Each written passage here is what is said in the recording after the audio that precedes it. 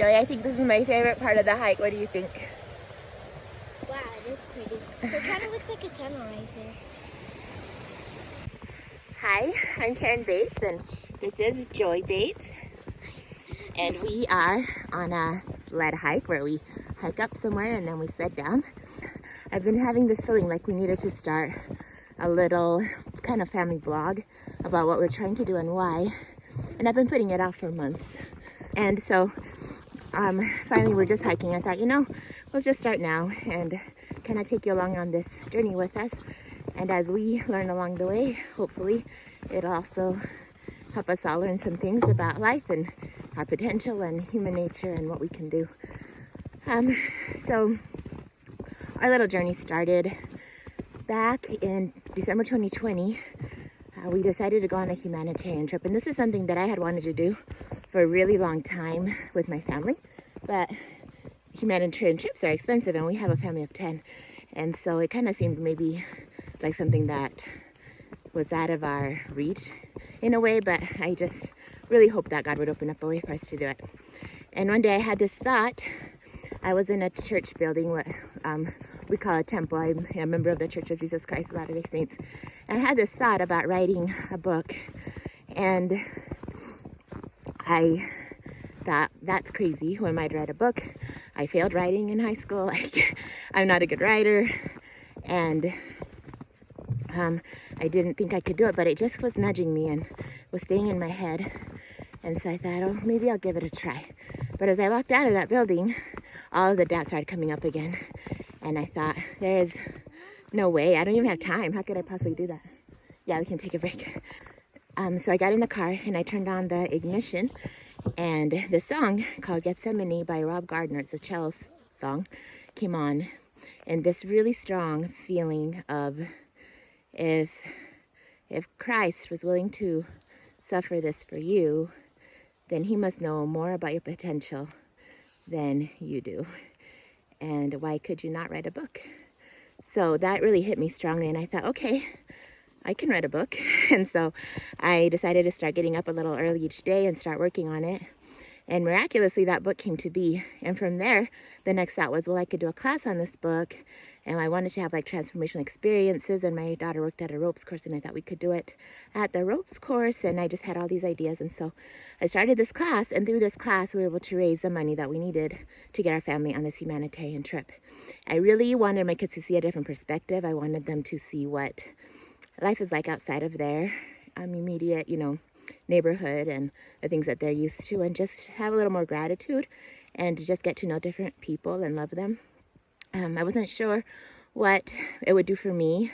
My mom was an orphan in Mexico when she was a little girl, and hearing her stories really impacted me. And we were going to Mexico to an orphanage, and so I was a little trepidatious, a little uncertain about how this would impact me emotionally, but I was really excited to take my family and to see what it would do. It was an incredible experience. Even my son, who is really a homebody and doesn't like leaving the house, right, Joy? He's kind of why do you even have to go on a picnic, right? Like, let's just stay home.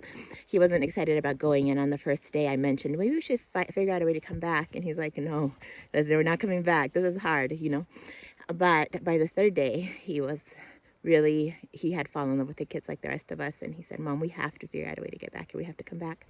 So it was just life-changing for all of us. And on the last day, the orphanage director said, we're going to say goodbye to the kids. You have 5 minutes. And then the volunteers are going to go leave really early in the morning, and so this will be the last time you see them, so make it quick, say goodbyes, and we're gonna go to bed.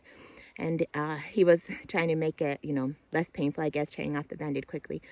And it was a really hard goodbye. There were a lot of tears shed. Several kids came back in for several hugs. It was really difficult to leave them, and all the way home I just cried almost the whole way, and I just kept asking God, what can I do? Like, there's got to be more we can do than just coming back occasionally. And as I prayed about this, I had two thoughts. The first one was to write them each a letter. My mom had told me how much it meant to her when she knew that somebody cared. And so I thought, I want them to know we care. So we'll write them each a letter. And the second thought was to do more than just a class with the book I had written, but to turn it into a school that's dedicated to humanitarian work where we could get more families out there. I thought, the thought that came to me was, it's not enough to just get your family out there. We got to get more families out to have these connections, to see what it's like, to experience these feelings and to share this love, and for the kids to also have more connections with people as well that live there. So that's what we did. I wrote them letters. We started Find Your Path Academy in Provo, and we were able to get quite a few more families. We've gone on, I think, 5 humanitarian trips with our families from our school or their friends, and have been able to just develop these really strong bonds. And last summer, me and my kids and another family were able to stay for a month at the orphanage because the director was leaving for a vacation with some of the older kids. Like, he wanted them to have the experience of a family vacation, something that many of them had never experienced. And so he was taking some of the older ones and said we could stay and do some activities with the younger kids and those who weren't able to go. So we were really excited about that. And of course, we built some really strong friendships. And from that experience, like, we just, again, it's like, we have to do more. Like, we can't just leave them again. And the orphanage is a good place, but it's not a family, right? It's not what you don't get the same kind of love that you get from a mom. And I think that was the hardest thing about leaving, is they don't have a mom. Have someone to tuck them in and say, I love you, I care about you. So during this time, as we've been praying off and on, going on these orphanage trips, and I was asking God, is there anything more we can do? And then just noticing the difference in living there and then living where we live, the disparity, and knowing, like, it's not really okay. There's got to be a way to bridge that gap somehow. I had this thought when I was running one day to call my cousin who lives in southern Mexico, because I had actually looked at land near this orphanage and everything was very pricey. And it really was just a dream to move to Mexico because my family wasn't all that interested. My husband wasn't all that interested. We have a good life here, right? And it seemed a little crazy. But being the dreamer that I am, I still looked at land and I still kind of planned and thought, and what if? And so I had this thought to call my cousin, and I called her and asked her about land near her. She said she didn't know of any at the time, but if she heard of anything, she'd give me a call back. A week or two later, she sent me a text and said that her friend was selling his land in that area because he had gotten remarried and he was buying land in his new wife's country and was trying to get rid of his land there. And he was selling it to us for a really, really affordable price. So I talked to my husband, and he also thought it was kind of providential. Like, the price was so good, the timing was so right, our desires were there. He said, oh, well, this is something we should at least go look at. So we did. We went and looked at the land. While we were there, he asked a lot of questions, which surprised me because I wasn't sure if he really wanted to know about the land or he just wanted to go on a nice vacation. But he really seemed interested, and I was hoping for some kind of like spiritual manifestation that this was right. And I didn't really get it. And I felt fine, but not this strong witness to what we're supposed to do. But so we told the man we would think about it. We went home, and after a series of prayers, my husband said, I think we need to do this. There's something that we need to do in Mexico. And I had been feeling the same, so I said, okay. So after the summer trip, where we stayed a month, my oldest daughter and I went out to Mexico to this place. Well, and the night before this was supposed to be purchased, I started really panicking. And I thought, I have this school that I'm running in Provo that I love, and we're doing good things, and so what I want to do with it. I have this beautiful family that I'm trying to be a mother to, and these amazing kids that need me. I have the kids I love at this orphanage that I want to do more for. Why in the world am I going out to southern Mexico to buying land? And I just started to think I'm being pulled in way too many directions. So I called my husband, but he didn't answer, so I sent him a text and I said, I'm not sure if I feel good about this anymore. It just feels like being spread too thin. I asked my dad for a blessing, and then my husband texted me back. I think it was pretty late for him to call, and he said, you know, I've been praying a lot about a lot of things, and one thing that has felt very clear is the direction to buy this land. It's like, I'm not sure where it's going to go, what we're going to do with it, but I feel it's right. I went into the city office and I purchased the land, and as I was signing the papers, I finally got that peace and that comfort and that witness that this was right. And so we went home, and then we said, okay, now what? So we, after a few weeks, decided to do like a mind mapping with the family. So we got out the butcher paper and we started to try down our ideas. And we all knew we wanted to have a loving environment for these kids, somewhere that they could go and feel safe and feel like they have family. Also, a place where they could be, like, reach their dreams and understand their potential, understand who they were. So that's what the Find Your Path program does, is helps you see kind of some of your gifts and talents, who you are and what you're capable of, and to start making habits and systems in your life that get you there, that keep you connected to God, so that you can discern and be inspired as to your next steps. So we wanted to incorporate that. We also thought if they had opportunities to learn from other people in fields that they're interested in, so entrepreneurship opportunities and ways that they could also raise money so they could start their own businesses when they graduated. So we thought the ropes course, the school at the ropes course was really helpful in creating transformative experiences. We wanted that for the school there too, but we could also use it to attract tourists and to raise money. The kids could help run it, and we could help them start saving up money so that they could go off on their own and start their own businesses and have a solid business plan before they leave. Also a mini golf course. We noticed a lot of the kids just don't, like, that we talked to, didn't really have a love for reading. So we thought if we started a mini golf course and had each hole be representative of a book, and as you go in, you're like, get curious about what that book is. Do you have something to say? And there's a treehouse right by the golf course that is like the story of what the thing is or something. Like Jungle Book or Swiss Yeah. Family Robinson. Yeah, I could have tree houses on some of them, and have them all be like represent a different book, and then have quotes from the book in these different areas, and also share permaculture principles so that kids can know how to grow their own food in a sustainable way that doesn't take all their time, and that would obviously help them not go hungry and their families. So we had all of these different ideas we wrote down that we wanted to include in this school and this home, because it's going to be for abandoned children or for underprivileged children who maybe don't have care at home because their parents work a lot, and maybe they're home by themselves after they get home from school or different things. And so finding ways that we could help all of those kids not have to experience that, to be left alone and to feel abandoned. So we wrote these things down. We started creating this vision, and then we thought, okay, now how are we going to bring this to pass? How is this going to happen? We have a life here. My husband has a job he loves. How are we going to make this come to be? And so we kind of sat on that for a while. We just told everyone, let's pray about this. And several months later, my husband had this experience over the weekend, and he sent me an email. And the opening line of the email, or the subject heading, was, "It's time to go."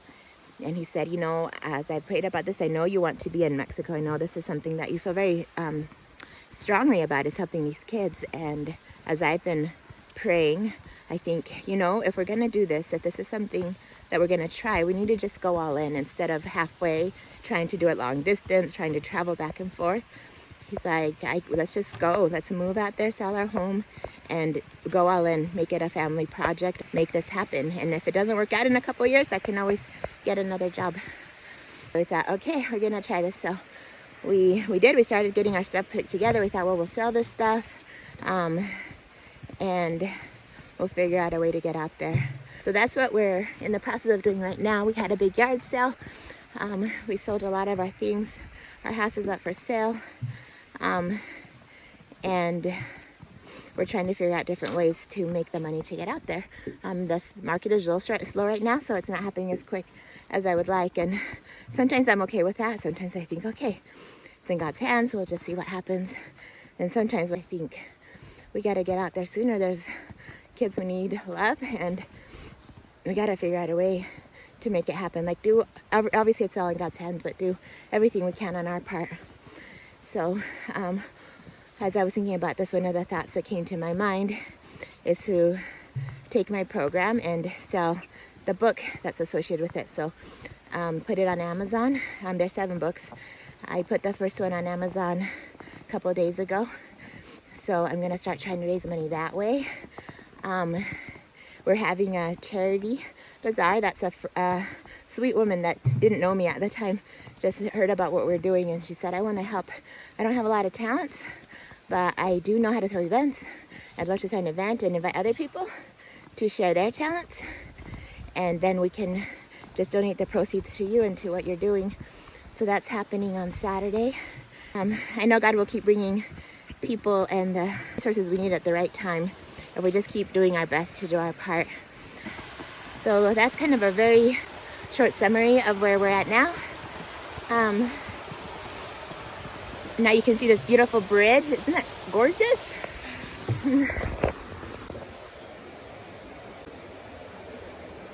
We're gonna get to the waterfall soon, and I'll do some video there, and then if there's any battery left, show you our sled ride down. But thanks for listening, and if you have any ideas or thoughts or suggestions about anything that might help, please feel free to share them. I know that this is not something we're supposed to be doing alone. I know that this is something that I need to tell people about, and that it will be a community effort. So I know your ideas will be really helpful and important. Okay, we're gonna have a fun sleigh ride down, so I'll film you on the way down. Sound good? Yeah, that looks like a tunnel.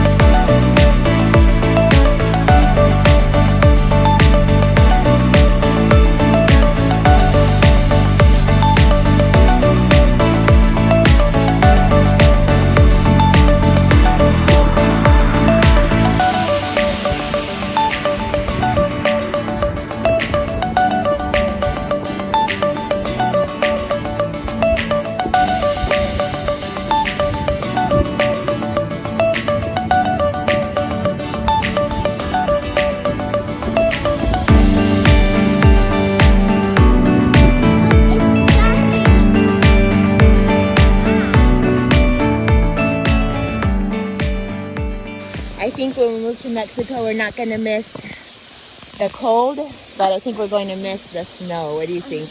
Yeah. And the ice and this beauty.